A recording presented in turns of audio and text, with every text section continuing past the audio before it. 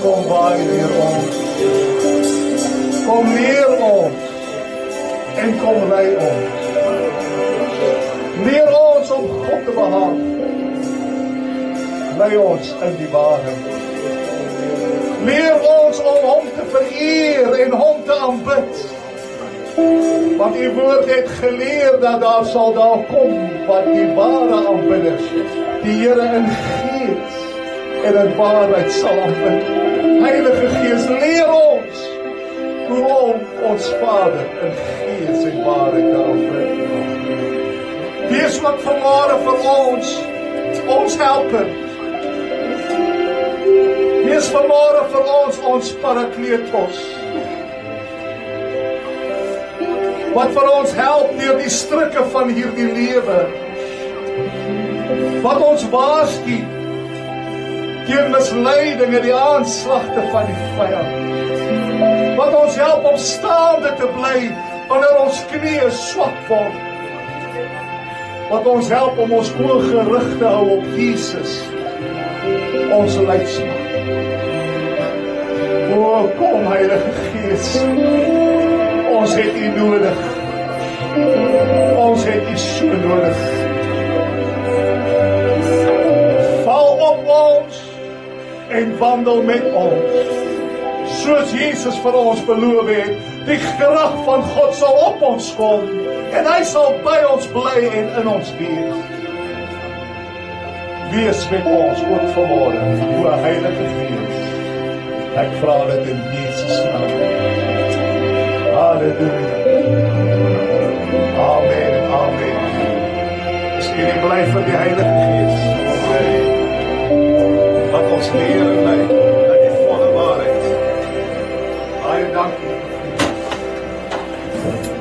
As ons so sing, kan ons maar aanhou sing.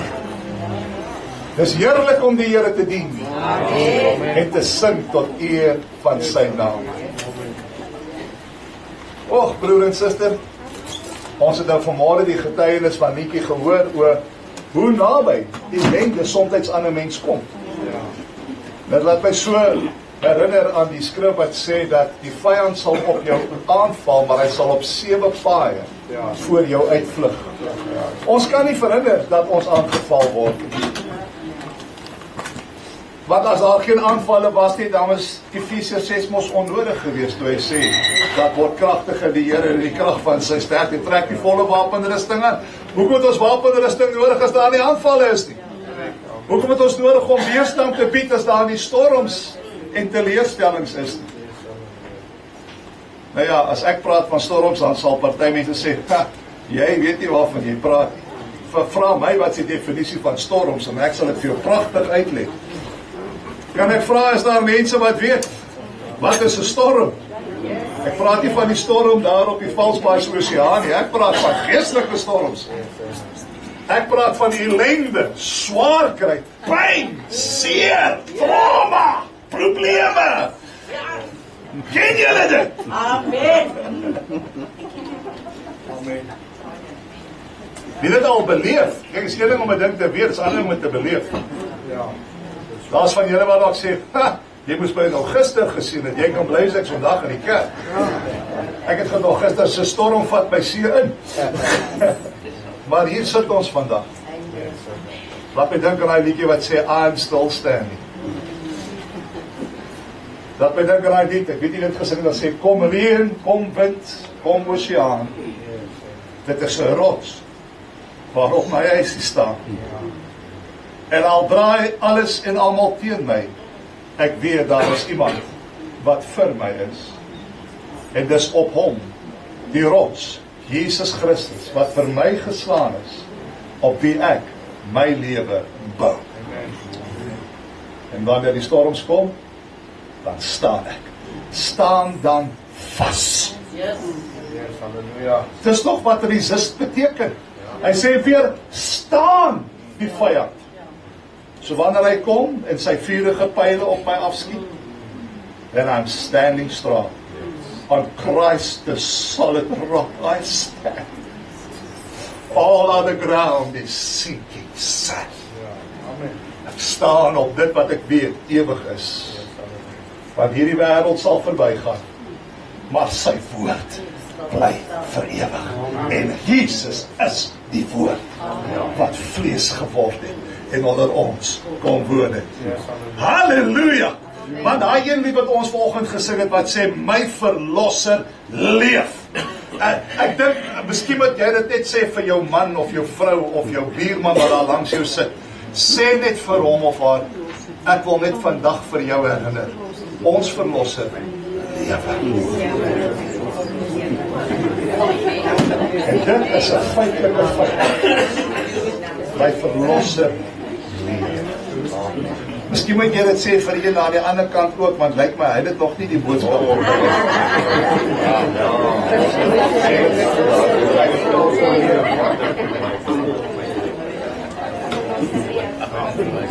My verlosser lewe. Halleluja. Nou broer en suster, ons is as gemeente nie blind dat daar swaar tye is in mense se lewens. Ons is ook nie blind wanneer ons kyk in die toekoms in om te sê dat nog swaarder tye gaan kom. En dis iets wat ons nie kan verhinder. Ek kan nie verhinder wat rondom my altyd gebeur, maar ek het 'n rol te speel oor wat binne in my gebeur. Ek kan nie altyd verander dit wat in die omgewing gebeur rondom my. Maar ek kan myself vestig en versterk, sodat wanneer die wind kom, dat ek staande kan bly en nie meegesleep word. En dit is waaroor ons die laaste 2 weke met mekaar praat. Veral in die lig van 'n man in die Bybel met die naam van Job. En ons sien dat Job het stryd op ellende, op isolasie, op teleurstelling, op verliese. Hy het alles gelei en nie oor 'n tyd nie. Kyk, partykeer as dinge dan so oor 'n tyd gebeur, jy weet, vandag gebeur en dan oor 'n jaar dalk nog. Nee, dan kan jy jou daarom nog weer jou voete vind vir die volgende. Job het alles gebeur in 24 uur. Kan jy jouself indink?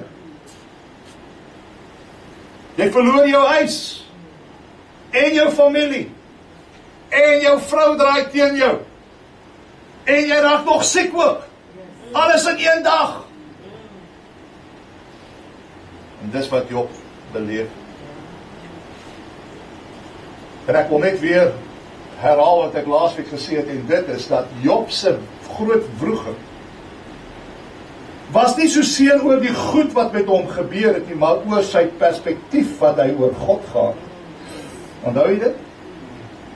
Dis omdat sommiges die regte perspektief oor God het, dat hulle worstel met die vraag soos, hoekom gebeur goeie dinge met slegte mense? Of hoekom gebeur slegte dinge met goeie mense? En ook goeie dinge met slegte mense. Dit is so. Hoekom lyk dit dan partykeer asof die goddelose in weelde leef? En ek wat die Here dien, leef vir die ellende.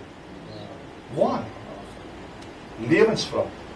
Maar weet jy hoekom worstel ons met dit? Want ons het die regte perspektief van wie God is. En ek wil jy herinner daar.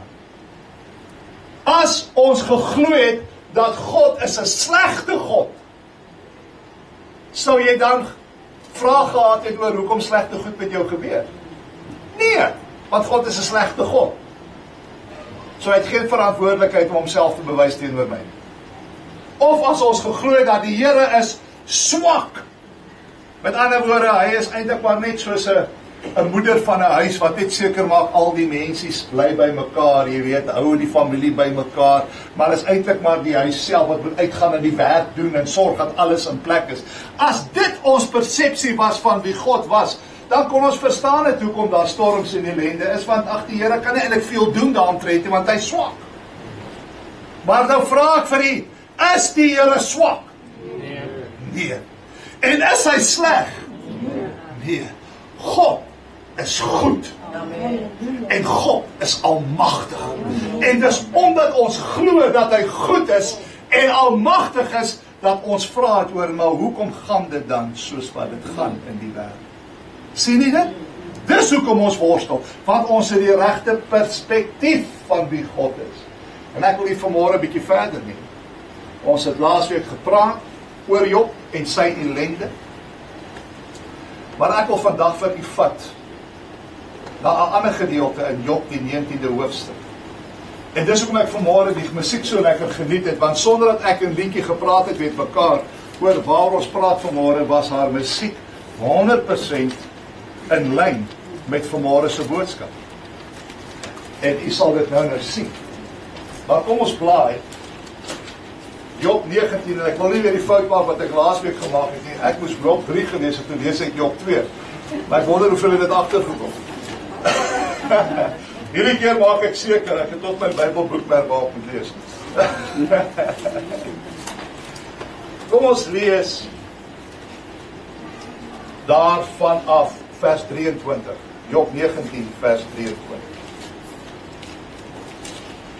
Ag, mag my woorde tog maar opgeskrywe, mag hulle maar in 'n boek opgeteken word, met 'n ystergriffel en lood, vir altyd in 'n rots ingekap. Maar ek weet, my verlosser leef, en hy sal as laaste oor die stof opstaan. En nadat hulle so my vel afgeskeer het, sal ek nogtans uit my vlees God aanskou.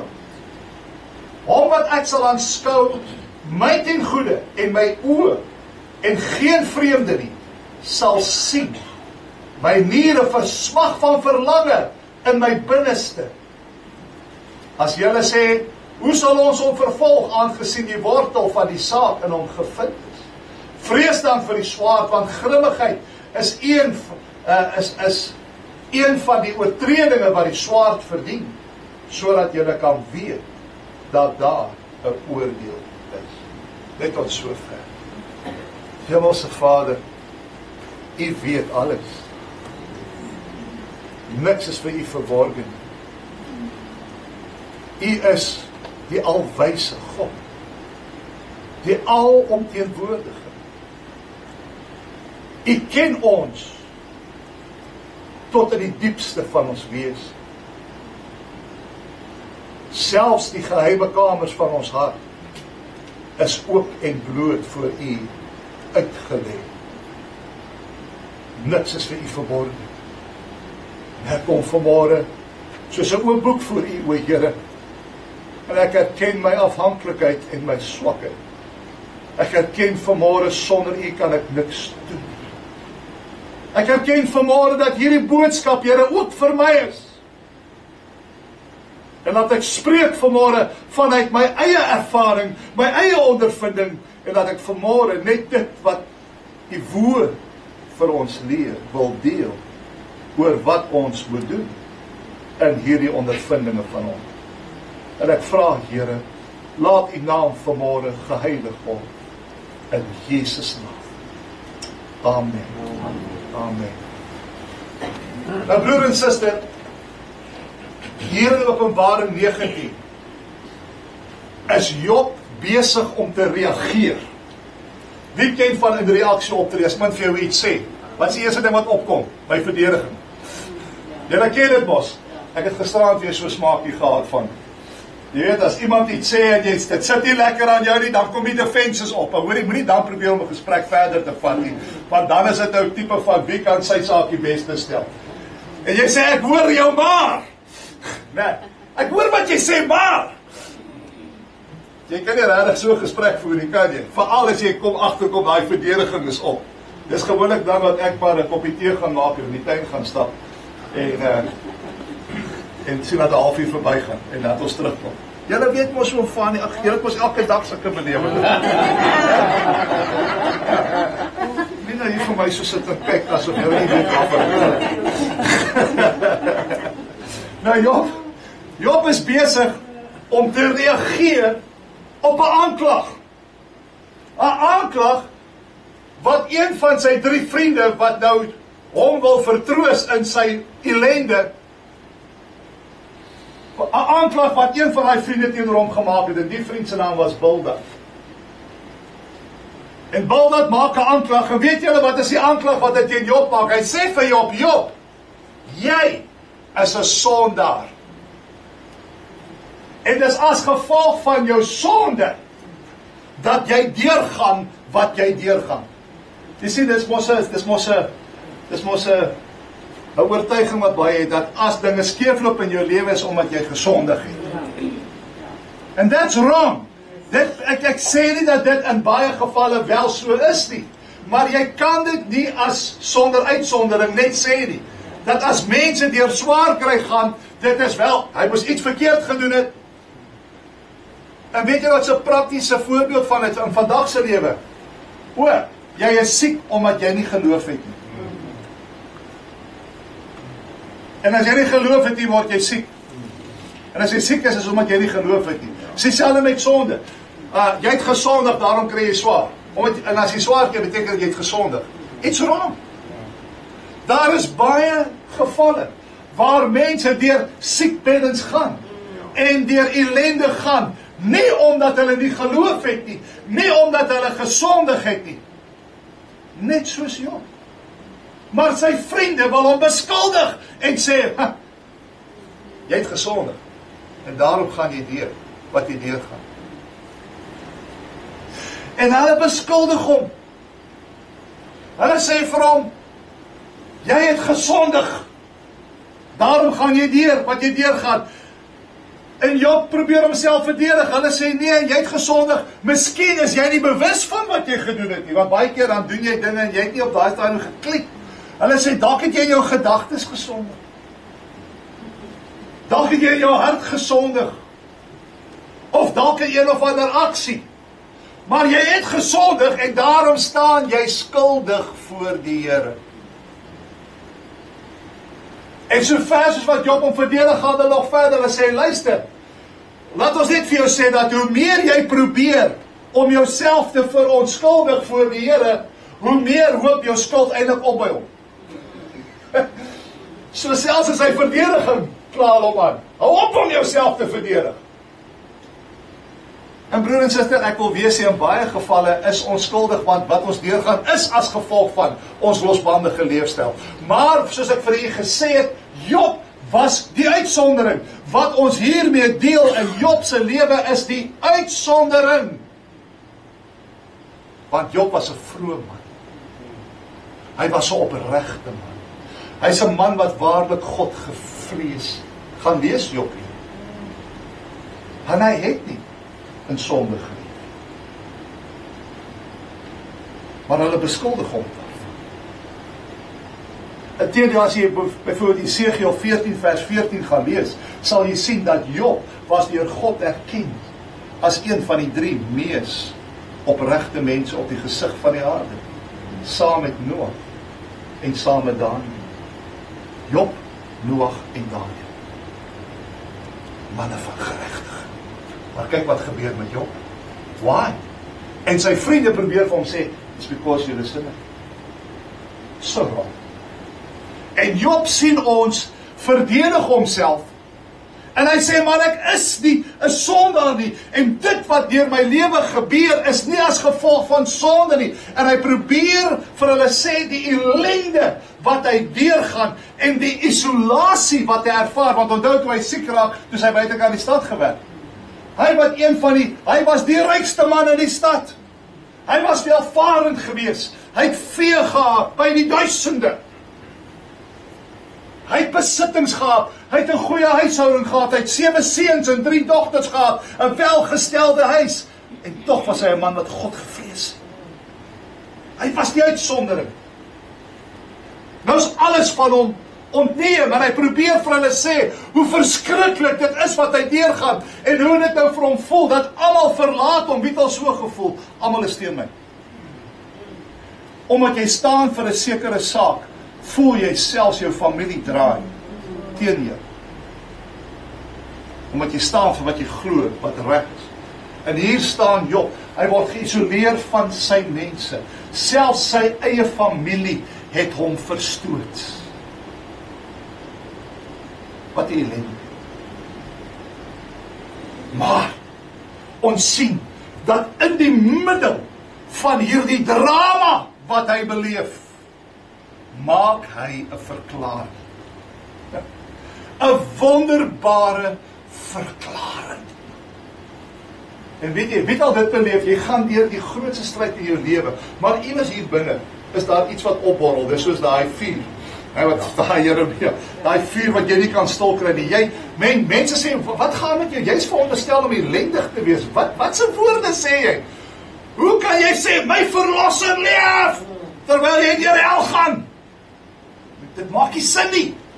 Maar ons sien dat Job maak 'n wonderbare verklaring in die midde van sy ellende. Kyk gou, kom ons lees weer vers 23. Hy sê, ag, mag my woorde tog maar opgeskrywe, mag hulle maar in 'n boek opgeteken word. Nou, broer en suster, hoor Job se woorde. Hy sê, ek wil iets sê en ek gaan dit sê, en hy sê, ek wens so, dat dit wat ek nou gaan sê hier in my ellende, tog opgeteken sal word in 'n boek. Kan ek u net herinner, Job se wens is toe bewaarheid.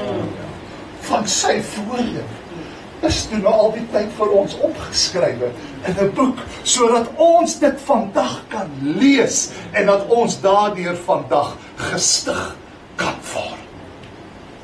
Sê, mag dit maar, dat ek herinner, dit was. En Job gaan verder en hy vertel en hy sê, daar is baie dinge wat ek nie weet in die lewe. Daar's dinge wat ek nie verstaan nie, met veral die sin van hierdie pyn en lyding en swaar kry, wat ek deurgaan, ek verstaan nie hoekom al die goed met my gebeur nie. Hy sê, maar daar is een ding wat ek wel weet. En hy sê, ek wens so, dat dit wat ek nou volgende gaan sê, tog net opgeteken sal word, vir toekomstige generasies, dat hulle tog, wanneer hulle deur hulle ellende gaan, dat hulle net hierdie woorde sal lees, dit wat ek vandag sê, terwyl ek self deur my persoonlike ellende gaan. En dit was opgeskryf. En wat het Job gesê in sy ellende wat hy so graag wil hê, moet opgeskryf word? Wat het hy gesê? Vers 25. Hy sê, maar ek weet, my verlosser leef, en hy sal as laaste uit die stof opstaan. Luister, ek gaan dit weer sê, daar's baie dinge wat Job nie geweet het. Hy het nie geweet en verstaan die seer en die pyn en die verlies en die lyding wat hy deurgaan nie. Hy kon nie verstaan, hoekom moet ek deur al hierdie dinge in my lewe gaan nie? Hy kon ook nie verstaan, hoekom die Here nie iets doen daaromtrent nie? Hoekom laat die Here toe dat die goed met my gebeur? En Job sit en hy worstel met hierdie diep lewensvrae en hy sê, I don't know, ek weet nie. Wie voel, weet al so gevoel, ek weet nie meer nie. Maar hier binne brand iets binne in hom, en hy kan dit nie keer nie, dit is soos 'n damwal wat breek in sy binneste, want hy vrees die Here. Hy sê, maar een ding weet ek wel, en dit is my verlosser lewe. Nou broer en suster, ja, ek sien hy's rooi. Hy's rooi. En hy's, nadat dit gesê het ek so gedink aan ons eie lewe. Wat kom ons trek dit huis toe? Veral nou met hierdie omstuimige politieke toestand waarin ons land verkeer. Veral met die sinkende ekonomie. Veral met die geweld en die misdaad en die toename aan die duisternis. Baie dankie. Die toename in duisternis en die gedagtes van mense wat Hulle is uitvinders van slegte dinge. Hulle bedink net kwaad en dood. En dit kom baie keer so naby aan jouself, amper soos daai kar wat amper hulle getref het. Dit voel, dit is amper asof dit af jy voel is in jou huis. En ons sit in hierdie situasie en ons verstaan nie, ons wat kinders van die Here is, hoekom moet hierdie goed met ons gebeur? En ons soek antwoorde, want ons is antwoord gedrewe, maar ons vind dit nie.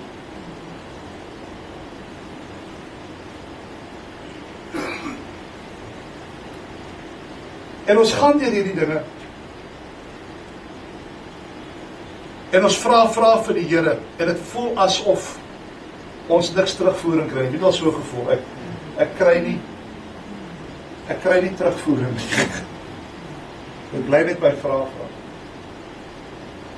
En jy weet, soms is dit die beste antwoord wat jy vir iemand kan gee, wat deur die ellende gaan. In steede daarvan om altyd te probeer om 'n antwoord te hê vir alles. Partykeer is die beste antwoord wat jy vir iemand kan gee is, weet jy wat, ek weet en verstaan nie hoekom jy deurgaan, wat jy deurgaan. Ek sê nie, dis die enigste antwoord, die soms het ons antwoord, partykeer weet ons duidelik hoekom mense deurgaan, en dan moet jy vir mense eerlik kan sê. Maar daar is gevalle wat ons nie weet nie, en dan sê jy, I don't know. Maar broer en suster, dis in daardie gevalle, wat ons nie weet nie, wat dit uiters belangrik is, wat jy wel weet. Amen. Ons weet seker goed. Daar seker goed ek nie weet nie, maar daar seker goed wat ek wel weet.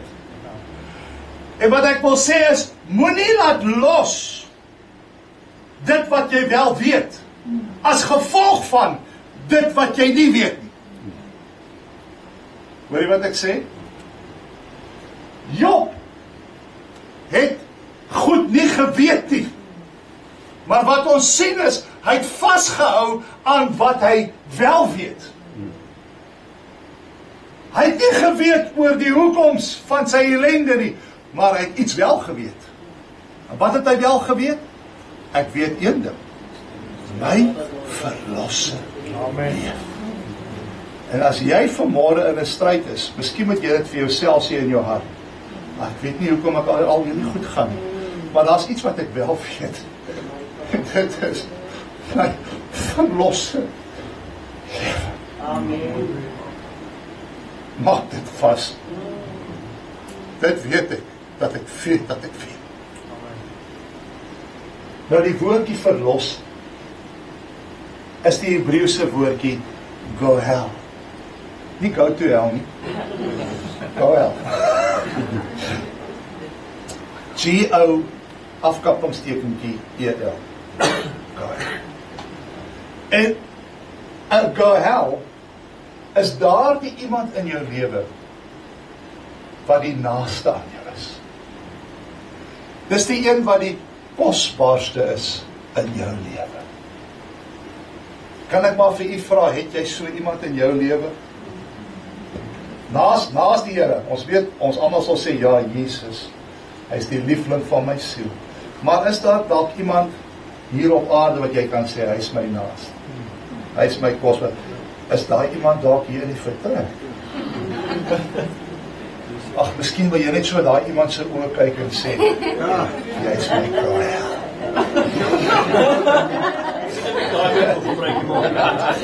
Jy is my kosmos. Kom maar met, ek gee vir ons die voorbeeld. Hoekom kyk almal so vir my? Rian, ek gaan nie daai koel ding doen. Ons het dit gedoen in Hebreëus. Hebreëus as jy vir iemand sê goeiemôre en sê jy bokker tof. Jy kan amper so klink soos bokker. Ek klink van jy soos Gorbachev.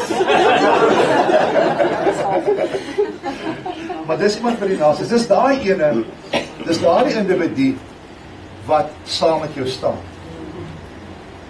Daai een wat vir jou is. Wanneer jy deur stryd gaan. Wanneer jy deur probleme gaan. Dis daardie een wat jou ondersteun. Dis daardie een wat jou verdedig. Dis jou Gael. Verlos. Nou weet, in daardie dae, as jy in die skuld beland het, en jy kan nie jou skuld betaal nie, dan, as hulle jou skuldig bevind het voor jou, weet nie wat het hulle gedoen, dan het hulle, as jy niks besit is, dan het hulle jou verkoop. Hulle het jou verkoop as 'n slaaf. En dan die geld wat hulle gedelg het uit die verkoop wat jy ingebring het van jouself, sal hulle dan gebruik om jou skuld te vereffen. Maar die Gael was die een wat gekom het nadat jy as 'n slaaf verkoop was en die koopprys betaal het om jou terug te koop, sodat jy vry kan kom uit jou slawerny en jy weer 'n vry mens kan wees. Die Gael is die een wat die skuld betaal, sodat jy nie meer 'n slaaf hoef te wees. He paid the debt. He did not owe. I owe the debt. I could not pay. I needed someone to wash my sins away. Dis jou Gael. As jy 'n huis gehad het en jy kon nie jou huis betaal nie, en jou huis was op die punt om teruggeneem te word, dan het die Gael gekom en hy het die prys betaal vir die huis, sodat jy nie jou huis hoef te verloor. Die Gael is die een wat vir jou stry. Die Gael is die een wat jou help. Hy is 'n helper. En hy help jou om jou verantwoordelikhede na te kom. Dis jou verlosser. Dis jou Gael. En hier is Job. En hy sê, ek weet, my Gael leef. Weet my verlosser leef. En hy sê dit in 'n tyd wat hy niks het nie. Hy het absoluut niks. Al wat hy het, is die asem in sy longe. Sy hele lewe is gereduseer tot die asem wat hy inasem. Hy het niks meer nie. Hy het sy gesondheid verloor, hy het sy besittings verloor, hy het niks. Met ander woorde, alles wat hy het om 'n lewe te leef is van hom ontneem. En hy is totaal alleen gelaat. Hy is 'n sosiale uitgeworpene. Niemand wil hom hê nie. En hy het op hy tye, in sy swakheid, het hy selfs gewonder of God hom nog wil hê, as jy Job gaan lees. En hy is in sy ellende, maar in daardie ellende, Armand, roep hy uit, ek weet, hy is verlosser leef.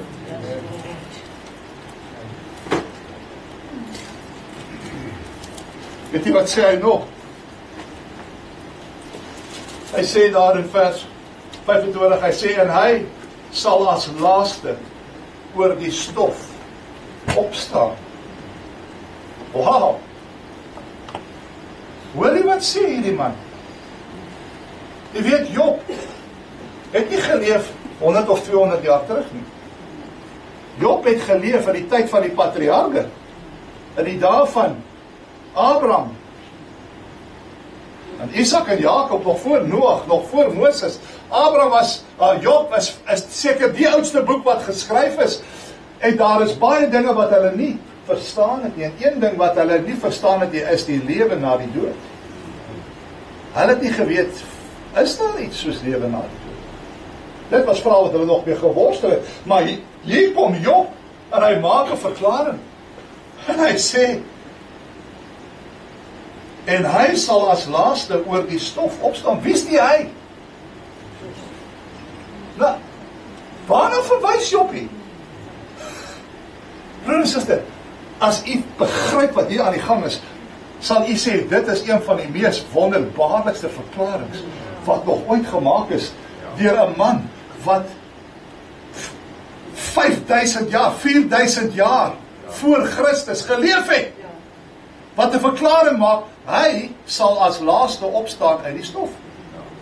Waar kom dit vandaan? Broer Broer en suster, hy het nie die voorreg gehad wat ons het vandag van 'n Nuwe Testament wat vir ons al hierdie geheimenisse openbaar, al hierdie misteries wat sê en dat die verborgenheid is Christus. Ons weet van verborgenheid, want ons het 'n Nuwe Testament wat vir ons die goed bekend maak. Job het dit nie gehad nie. En dis wat hierdie verklaring so wonderlik maak. Ons het vir Paulus, en Paulus het vir ons wonderlike dinge geskryf. Ek weet, kyk wat sê Paulus oor hierdie een wat vir ons opgestaan het in die stof. Kyk gou wat sê Romeine 8. Romeine 8:34. Nee. Woorde van Paulus. Hy sê, wie is dit wat veroordeel? Christus is dit wat gesterf het. Ja, meer nog, wat ook opgewek is. Wat ook aan die regterhand van God is. Wat ook vir ons intree. Halleluja! So ons kan sê, wel, Paulus het gesê, Christus het vir ons gesterf. Christus is vir ons opgewek. Hy sit vir die regterhand van die Vader. En hy tree vir ons in. Job het nie daai versie gehad. Maar tog verklaar hy met sy mond, hy sal as laaste in die stof opstaan. Hoe wonderlik is dit nie? En dit sê hy in die midde van sy ellende. Is dit nie wonderlik hoe God vir jou openbaringskennis gee, as jy jou oog op hom hou, deur die hitte van jou stryd, en hoe God bonatuurlike dinge aan jou openbaar. Wow. Wow. In plek daarvan het ons gaan krepeer in ons stryd. Wat daarvan? Jy roep die Here aan en sê, Here, ek weet nie hoekom nie, maar my oog is op U. Ek weet U leef, en kyk of die Here nie iets in jou lewe en deur jou lewe gaan doen wat jy nooit gedink het moontlik is nie. Ek wil vir sê, daar seker openbaringskennis wat tot jou kom net in tye van stryd. Maar jy moet toelaat dat God dit aan jou openbaar en nie deur die stryd ingesluk word. God wil vir iemand iets sê, maar dit gaan 'n stryd kos om jou te posisioneer vir daai openbaring. Dink bietjie daaroor. Verder het Job nog wonderlike verklaringe gemaak in sy stryd. Jy sien, Job kom en hy in hierdie tyd het almal teen hom gedraai, selfs sy vriende draai teen hom. Bildad, Sofar, Elifas, Eli, hulle almal draai teen hom. En hulle sê vir hom, jy is 'n misdadiger. Jy's 'n sondaar. Inteendeel, hulle wil eintlik vir hom sê, jy's 'n geveinsde. Weet julle wat 'n geveinsde? Iemand wat een ding voorgee, maar 'n ander ding is agtertoe deur. Dis 'n geveinsde. Hulle sê, Job, jy gee voor, jy's hierdie wonderlike mens, dat jy het nie sonde nie, maar jy's 'n geveinsde, want ons weet, jy het verskriklike dinge aangevang. Want niemand sal sulke dinge oorkom wat jy oorkom, as hy nie iets verskrikliks gedoen het nie. Hoor julle hoe Job se vriende honde wil help van die pad af in die slote? En hulle gooi heeltyd hierdie skuldgevoelens op jou. En hoe weet jy dat jy al ervaar, hoe mense jou beskuldig van goed, en dan lei dit jou na ondersoek in jou eie lewe, maar jy besef is nie waar nie, maar hulle bring hierdie veroordeling oor jou, wat jy weet is nie waar nie, dit is nie wie ek is nie.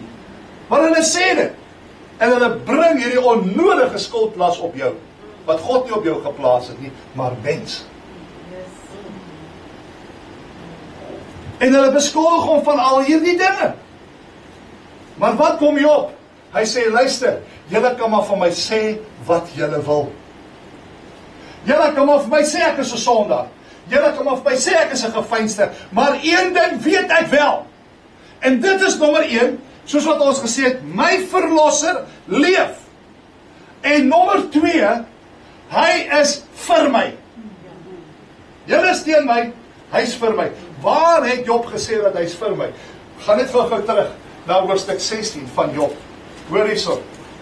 Wat sê hy vir sy vriende? Hy sê selfs nou, hoofstuk 16 vers 19. Hy sê selfs nou, kyk, in die hemel is my getuie. En hy wat saam met my getuie is in die hoogtes. So hy sê, julle kan maar teen my getuig, hy getuig vir my. Ek het 'n lewende getuie. My verlosser leef en hy is my verdediging. Hy is my getuie, hy ken my. Hy weet ek staan onskuldig. Hy is my go hell wat by my staan en vir my is. En broer en suster, Job sê hierdie goed is sonder enige Nuwe Testament skriffies wat hy kan gaan aangryp, soos wat ons moet na toe hardloop, wat goed en reg is. Maar hy het dit nie eens gehad nie. So wat sê dit vir ons? Dat die Here het hierdie goed persoonlik in sy hart geopenbaar. Dis so wonderlik dit is. Verder het Job geweet dat sy oog eendag die Here gaan sien. Hy het dit self gesê. Hy wat in 'n tyd groot word wat daar nog baie vrae was oor lewe na die dood. Hy sê, ek weet dat alhoewel ek hier gaan sterf, sal ek in my vlees eendag die Here sien. Wow! Broers, as hierdie goed is, gaan my verstand te bowe hoe God in so 'n man se lewe kon inspreek dinge wat eintlik ongeken was in sy tyd. En wat Job, wat hier gebeur is, hy praat van hom wat ons laaste gaan opstaan uit die stof uit. En ons weet dis Jesus Christus wat opgewek was uit die dode en wat na die hemel gegaan het, na die heerlikheid van sy Vader. En daar die versoeningsbloed voor die altaar van die Vader aangewend het, sodat ons deur geloof in Christus verlossing van sonde kan verkry. En ons weet dat hy eendag gaan terugkeer in heerlikheid, saam met die heiliges, waar ons saam met hom in sy koninkryk, wat hy op aarde gaan vestig, gaan heers en regeer, die wat die Here gevrees het, en die wat hulle klere rein gehou het. En ons lees hierdie goed in Openbaring 19 en 20. Ons weet van hierdie goed. Maar Job het dit ook geweet. Want die Here het dit self vir hom geopenbaar. En hy het vertel van hierdie goed. En hy het gesê, en eendag sal ek ook opgewek word. Want my vlees sal die Here sien. Hy sê, en ek sal hom sien, soos wat hy is. En wat hy eintlik tussen die wil sê, hy sê, dan sal alles sin maak. Wow, broer en suster, as jy wil praat oor geloof, kom ons praat oor Job. Hier is 'n man van ontsaglike, groot geloof. Geloof word geopenbaar in stryd. Maklik om te sê ek glo, wanneer daar kos in jou kas is, en wanneer daar petrol in jou kar is, en wanneer daar krag op jou boks is, en wanneer maklik om te sê, I'm a believer. Maar wat daarvan, as die mat onder jou voete uitgeruk word? Hoe lyk jou geloof dan? Of verander dit van geloof na beskuldiging? Job het 'n groot geloof gehad, maar weet jy waarom was sy geloof gebou? Sy geloof het uiteengevind in sy geduld en sy lydsaamheid. Weet julle dat Job word geken in sy karakter as die mees geduldigste mens?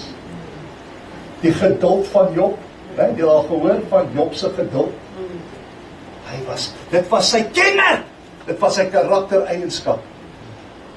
Job het geduldig al hierdie verdrukkinge verduur, soos wat hy sy hoop geplaas het op dit wat gaan kom. Want hoop het te doen met die toekoms, nie met die hou. Ek geloof is in dit wat Christus vir my gedoen het. Liefde is hoe ek myself nou gedra, terwyl ek hier op aarde is, dat ons wandel in liefde teenoor mekaar. Maar die hoop is in dit wat gaan kom. Jy hoop mos op iets wat nog moet gebeur. Hoop is 'n vaste vertroue. Geloof is 'n vaste vertroue in die dinge wat ons hoop. En hy het geduldig sy verdrukkinge verduur, soos wat hy sy hoop geplaas het op dit wat kom. En hier is die sleutel. Dit is 'n sleutel, want geloof se sleutel is geduld. Geduld groei vanuit geloof. En dis omdat Job geglo het, hy het die regte goed geglo. Dis as gevolg van sy geloof dat hy in staat gestel was om geduldig deur sy verdrukking te gaan en dit te verduur. as gevolg van wat hy geglo het. Nou is die vraag, maar wat het hy geglo? Wat hom hierdie vermoë gegee het, om sulke deursettingsvermoë te openbaar, om sulke geduld te openbaar in sy stryd. Wat het hy geglo? Wel, ons het na twee dinge gekyk. Hy het geglo sy verlosser leef, en hy het geglo dat God is sy getuie, maar daar's net nog twee dinge wat ek kortliks wil doen, en dan gaan die vliegtuig begin land. Maar hier's twee dinge. Nommer 1, hy het geglo dat God is in beheer van alle omstandighede. He believed it. Onthou jy toe Job soveel verliese ly, terug daar in hoofstuk 1. Wat het hy gesê? Hy sê daar in vers 21, hy sê, naak het ek uit my moeder se skoot gekom, en naak sal ek daarheen terugkeer. Die Here het gegee, die Here het geneem, die naam van die Here sy geloof. Hoor hy sê, naak het ek ingekom en naak gaan ek uit. Hy sê, die Here, wie? Die Here gee en die Here neem.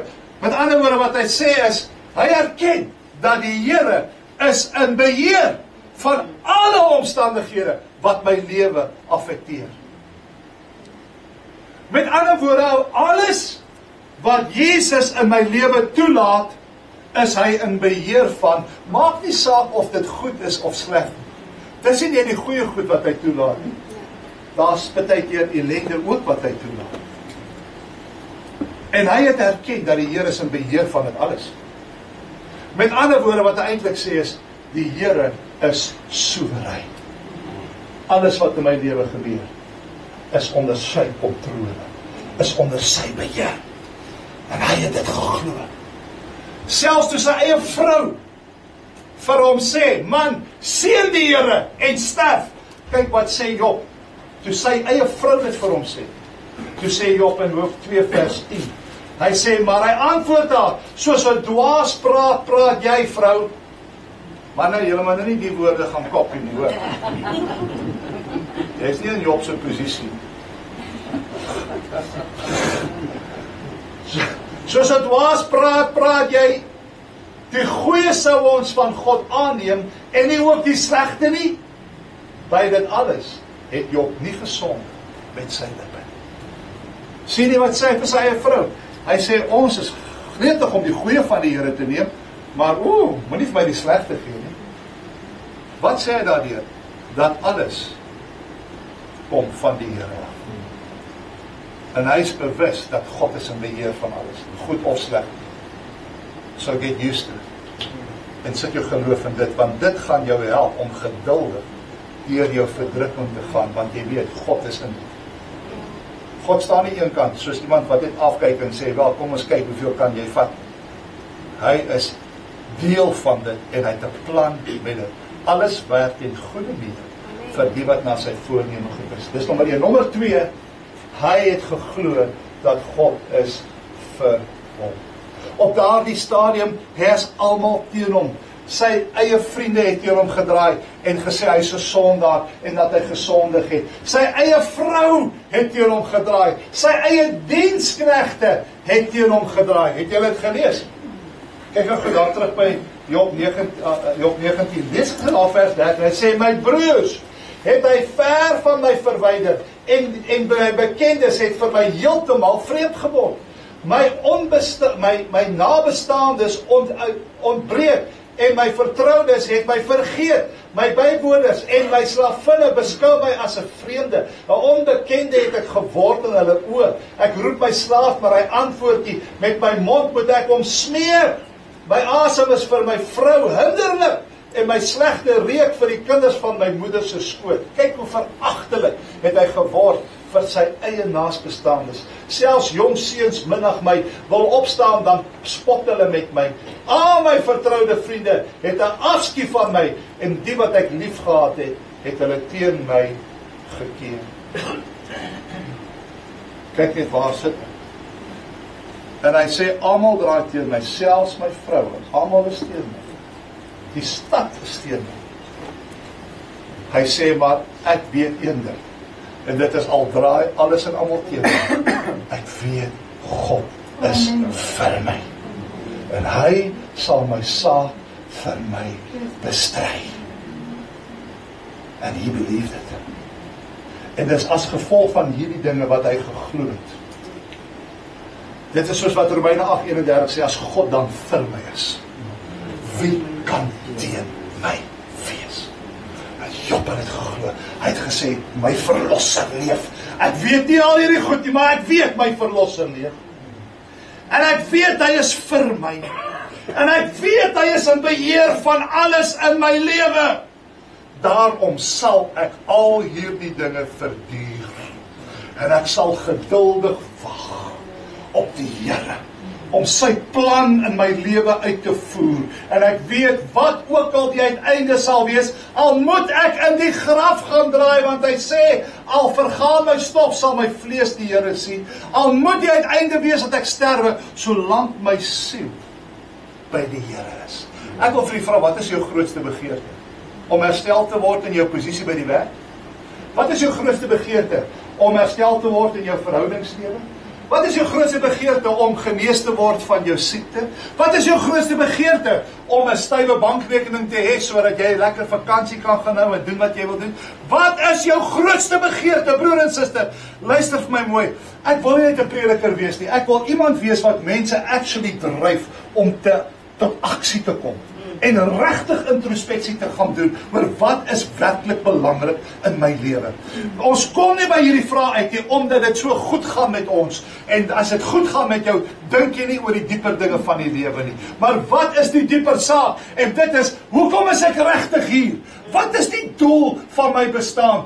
Waar loop my lewe op uit? En op dit wil ek vir u vra, wat is jou grootste begeerte? Ek wil vir u sê, soos Paulus gesê, in Filippense 1, vir my is dit lewe Christus. Vir my gaan dit daaroor dat hy verheerlik sal word in my lewe. En sy verheerliking kom nie net in die vorm van voorspoed nie. Ja, hy kan daarin verheerlik word en hy kan vir die nasies wys hoe God hy sorg vir sy kinders. Maar soms word hy verheerlik in my siel en in my pyn. I don't know all the answers to the questions, maar soms wanneer ek deur die ergste stryd gaan en ek voel ek kan nie meer nie, ek het nog net die asem in my longe oor, dan is ek op daai punt waar ek moet sê, Here, solank U verheerlik word, selfs in die diepste van my pyn, geloof sy die naam van die Here, dan is jy op die regte pad. Dan is jy op die punt om te kan sê, I am a child of the King, with Jesus, my Savior, en hy sal my verlos, al verlos hy my dalk nie nou nie, sal ek my verlossing smaak, want wanneer hy eendag kom, sal hy verlossing saam met hom bring. Daai ewige verlossing, broer en suster, is dit wat ons op hoop, en dis waarvoor ek leef. Die uiteinde van my lewe is ek wil met Jesus wees. I just want to be where you are. Dwelling daily in your presence. Hy het gekom dat ons die ewige lewe kan hê. Maar weet jy, daai ewige lewe begin nie wanneer ek sê, cheers, goodbye world, goodbye. Daai ewige lewe begin wanneer ek my knie buig en my waaragtig onderwerp aan God en sê, it's no longer I that liveth, but Christ that liveth in me. Daai oomblik, daai totale oomblik van oorgawe, dis wanneer my ewige lewe begin. Want wat sê Johannes 11 vers 25? Sê ek is die opstanding en die lewe. Wie in my glo sal lewe, al het hy ook gesterf. Met ander woorde, lewe begin voor jy sterf. My ewige lewe, ek is klaar in die ewige lewe. My sterwe is eintlik maar net, ek meen, jy moet toch doodgaan om by hom te wees. Ek meen, dit is just hoe anders. Tensy die Here kom. Want dit is al hoe ons gaan transform van die aardse na die hemelse. Jy moet doodgaan. Wie sien uit na die dood? Amen. Mense wat sê ek sien uit, is mense wat sê ek weet waartoe ek op pad is. Die vreesagtige sê, nee Heer, nog bietjie tyd. Wees bietjie geduldig, weet ek het nog dinge om uit te sorg. Maar wie sê vandag, hoorie, daar's niks wat my terughou nie. Man, as ek nou kan gaan ek gaan. Maar nou net nie soos hy oom wees wat toe hy so in die see verdrink, hy het mos lekker gepreek vir die mense, voor die tyd, en toe gaan swem hulle na die tyd, toe verdrink hy amper in die see, en hy skree, help my, net nou gepreek oor hoe graag hy by die Here wil wees. En toe hulle hom uiteindelik red, en die water uit sy longe uit, toe sê hy, ag, dankie dat julle my gered het van hierdie verdrinking, en die Here sê, maar oom, jy het nou net daar gepreek van hoe graag jy by die Here wil wees, eerste kans wat jy kry, jy gaan swaan. Hy sê vir my, jy so wil gaan. Nee? Ja, ek wil gaan, man, ek moet versuik. So dit is die wonderlike. So broers, dis wat Job geweet het. Sy enigste vroeging was gewees oor die vraag oor, maar hoekom moet ek deurgaan wat ek deurgaan? Dit is vraag wat ons die antwoord op het nie. Why in this way? Hoekom moet my mammy nou so gestel? Ons het nie die antwoorde op die vraag nie. En sy grootste vroeging was selfs nog groter as dit is, hoekom sê die Here nie net vir my, hoekom ek deurgaan? Met ander woorde, hoekom is God dan nog stil? Ek sal deur dit gaan as hy dan net vir my 'n verduideliking gee. Hoeveel keer, jy weet, as jy by 'n dokter kom, en jy weet, daar's heavy fout hier binne, en die dokter sê vir jou, hoor hierso, hang eers aan, ek sal oor 'n week met jou praat. Daai is die langste week van jou lewe. As 'n dokter vir jou sê, hoor jy, ek gaan nie nou vir jou sê, hang jy eers 'n bietjie aan, of dit nog 'n bietjie toetse doen. Daai week kan nie vinnig genoeg verbygaan. Of waar jy, ek dink jy weet iets van daai. Né? 'n Mens wil weet, sê liewer vir my, as ek terminale kanker het, dan kan ek my gedagtes daar rondom kry, en ek kan my lewe heroriënteer, en ek kan die beste 6 maande van my lewe wees, ek weet ek het 6 maande. Mense wil weet, maar die vroeging wat Job gehad het is, he did not know why. Maar hy weet, hy is heavy fout, maar hy weet nie wat in die hemel gebeur het nie. Nee, daar is die hemelse realm, en dit wat in die hemel gebeur, baie keer die effek wat op die aarde gebeur. Maar hy het nie geweet wat in die hemel gebeur het. En dit is baie ding wat ons nie weet. En hy het al, en dit was sy vroeging. En miskien is dit jou vroeging vanmorgen, om te sê, weet wat, ek gaan deur al hierdie dinge, maar my grootste issue is, why? En hoekom wil die Here net vir my sê, hoekom nie? My vriend, luister, as jy werklik diep in die Here is, kom jy by 'n punt, wat jy nie noodwendig die antwoord nodig het. Ons dink as ons die antwoord het, dan sal dinge beter gaan. Ons het nie altyd die antwoord nodig nie. Maar, wat weet jy wel? Ek weet dat my verlosser leef. Ek weet hy is vir my. En ek weet dat hy 'n plan het met dit wat ek deurgaan. Hou vas aan wat jy wel weet. En alhoewel dinge nie sin maak nou vir jou nie, eendag sal dit sin maak. Amen. Dit sal. En hierdie is die dinge wat Job aan vasgehou het. Dis die dinge wat hom gedra het in sy tyd van ellende. En weet julle wat? Dis die dinge wat ten einde weer vir hom ook laat triomfeer het. As hy nie die gesindheid van geloof geopenbaar het nie, sou sy triomf dalk nie gekom het. Maar hierdie geloofsverklarings wat hy gemaak het, was soos ligstrale wat deurgebreek het deur die wolke van sy lewe. Jy voel dalk, hoor jy, die ligruime swart oor jou lewe. Maar as jy jouself kan kry soos 'n Job, wat hy was ook maar die mekaar, want ek dink baie keer daai siekte hom so moeg gemaak, baie keer raak jy goed kwyt as jy nie lekker is. Jy weet mos nou, né? Né, as jy regtig nie lekker voel nie, dan raak jy baie keer goed kwyt, en jy sê, ek het dit nie regtig bedoel nie. Né? En Job het ook sulke goed kwyt geraak, en veral as hy nou 'n dip vang. Né, dan raak hy, is daar lewe na die dood? Weet, hy het sulke goed gemaak, maar Job, jy het net gesê, jy gesê, jou vlees sal die Here sien, hoe kan jy nou later sê, Job, is jy, twyfel jy? Nee, dis sy siekte wat hom so gemaak. En daar is van Here wat dalk geestelik, jy voel, die lewe het my siek gemaak. En dan raak jy baie keer goed te skoot. Maar vanmôre hoor jy, luister, ons weet dat jy bedoel baie goed nie wat jy gesê het, want jy is geestelik gekrenk. Maar dan kom Job, en wanneer hy by sy positief is, dan begin hy met sy geloofsverklaringe.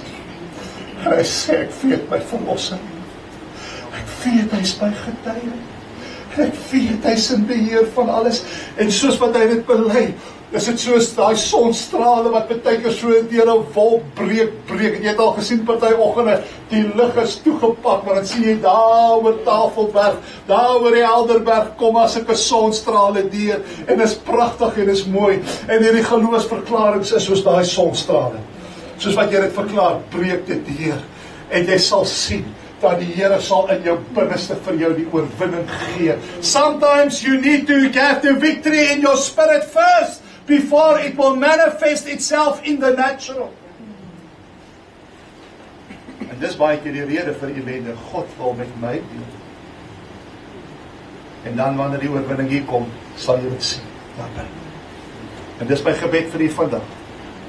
Dis wanneer jy deurgaan wat jy deurgaan, as jy in 'n moeilike tyd is, dat jy sal verklaar, daar's baie dinge wat ek nie weet nie, maar een ding weet ek, my verlosser leef, hy is in beheer, en alles sal volgens sy plan uitwerk, of dit nou goeie dinge is of slegte dinge in my lewe, sy wil geskied. Dat dit ook die geval in jou lewe sal. Onse Vader wat in die hemel is, laat u naam geheilig word, laat u koninkryk kom, en laat u wil geskied. Soos in die hemel, so ook op die aarde. Gee ons vandag ons daagliks brood, en vergewe ons ons skulde, soos ons ook ons skuldenaars vergewe.